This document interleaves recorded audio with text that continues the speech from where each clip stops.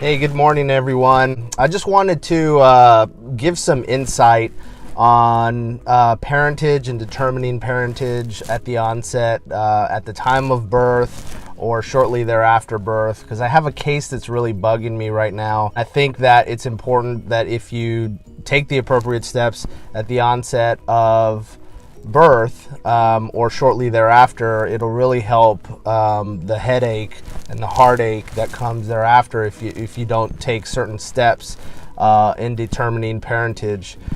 So for starters, if there is any question as to an alleged father, who the father may be, whether it's from mom or dad, I've had questions from both. You can ask for genetic testing before the birth of the child.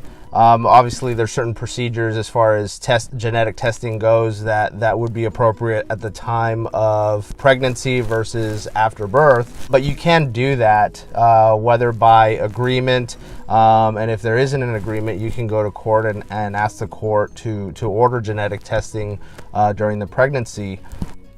If you're not able to do that, make sure to try to do that shortly after birth. If that's possible, you can certainly do that, again, by agreement or by a court order.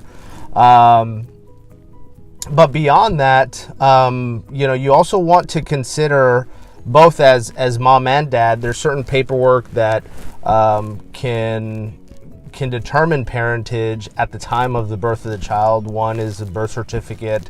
There are also other forms like an acknowledgement of paternity, denial of paternity, and so it's very important that you know what you're signing at the time, and you know the long-term consequences of what it is you're signing at the time of the birth of the child. So you just want to consider different steps that can be taken to determine parentage, both at the time of pregnancy and at the time of the birth of the child.